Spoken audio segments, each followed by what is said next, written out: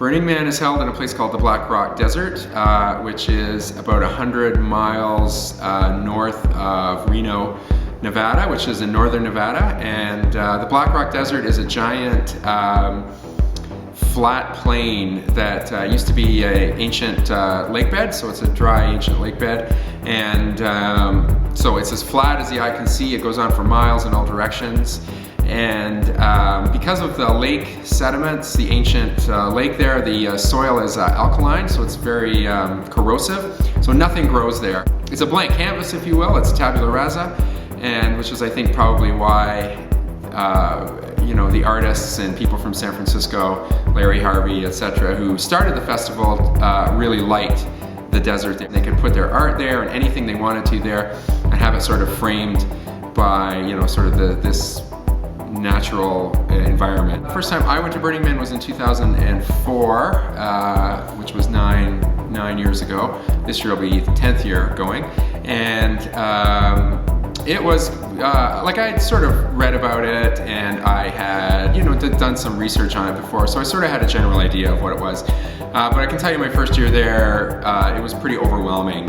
Like, it was huge, and there was a lot of people, and there was so much stuff there. And for the first couple of days, it was like a little bit of overload. You know, it was just like, oh my God, like, this thing is just unbelievable. What I like about Burning Man is, I guess, a lot of the art that happens there. It's a very experimental place for art. And there's a lot of artists there that come to Burning Man that you wouldn't see anywhere else. They bring massive pieces. Well, they bring art of all sizes, you know. There's installations, big and small, but there's some very grand pieces that happen there that are often interactive with electronics, and of course a lot of fire. And because it's a desert environment, there's nothing out there to burn, so it's a very safe place to shoot fire. So you see a lot of these really crazy installations that just probably wouldn't work anywhere else except there. The obsession with fire goes back to the burning of the man, which is the effigy, which is the reason for the festival to begin with. So they build a big wooden structure of a man, quote unquote, and it is put up for a week. It's got lights on it and stuff like this, and then at the end of the week they burn it to the ground in a giant bonfire. So that's sort of the origin of the festival. And so because of the man burning, everything is sort of fire related because of that. Fire, I suppose, represents sort of death and renewal.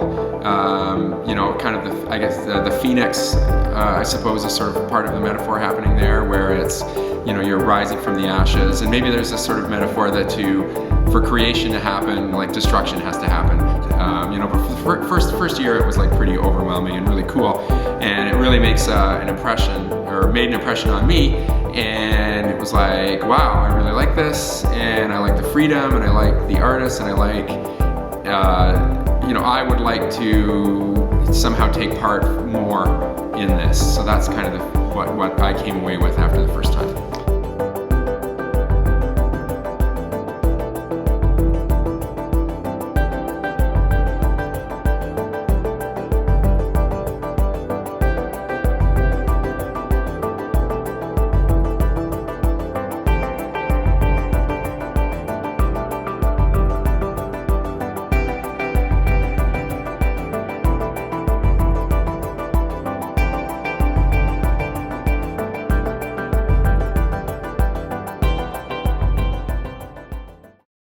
So this is a flame effect device, Poofer, it's sort of called, and basically it shoots a ginormous big poofing flame out of it, out of the top of it, out of this part here.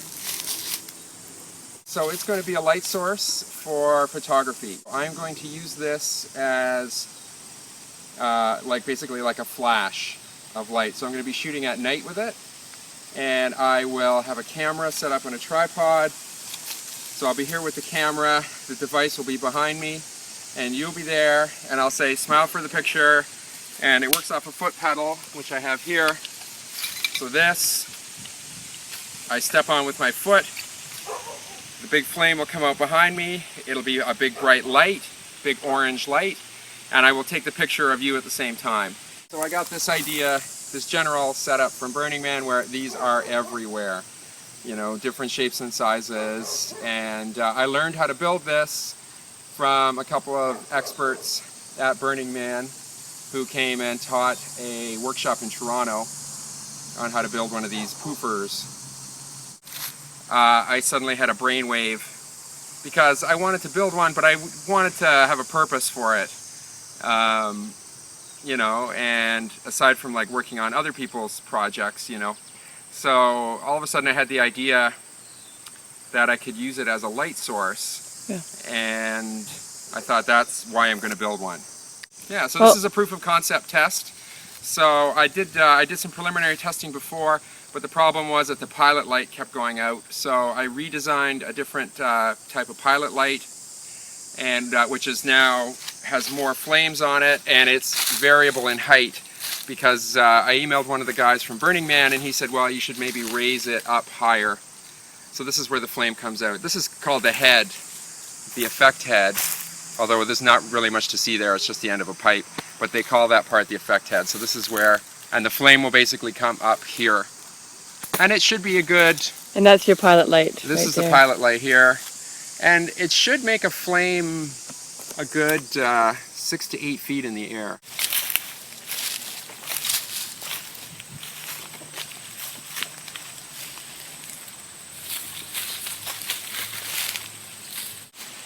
So let's see. Let's see what this baby does. Maybe I'll see from more of a distance.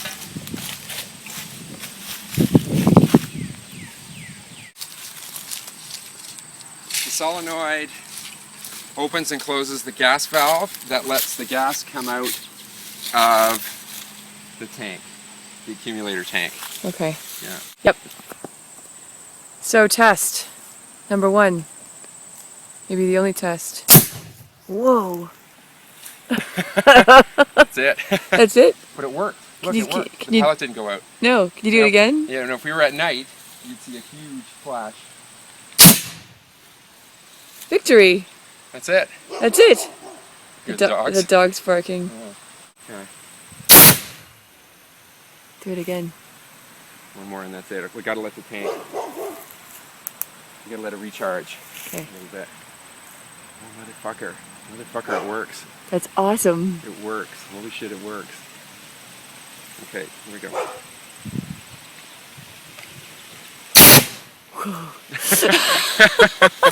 Yay, Richard! Okay, that's it. We're done. Victory! Proof of concept. Nothing burnt down. Yeah. So, Rich, Yeah. how are you going to get this across the border for Burning Man? That's a good question. So, that's my biggest challenge. Not making it. It's getting it across the border. It's getting it across the border. There's nothing illegal, like, per se. People do take them legally across the border. I'm just not sure how. I'm going to ask. But to take a flamethrower over the border. We don't like to use the word flamethrower. I mean, I'm using that for description with you guys because in the Burning Man community, everyone calls them a poofer, basically. They say the word poofer.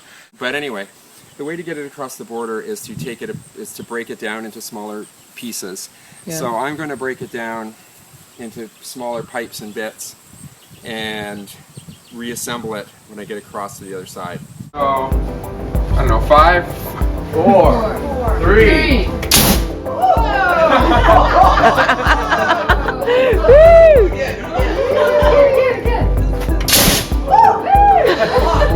Feel on your face. That's hot. Yeah. I think I got that one.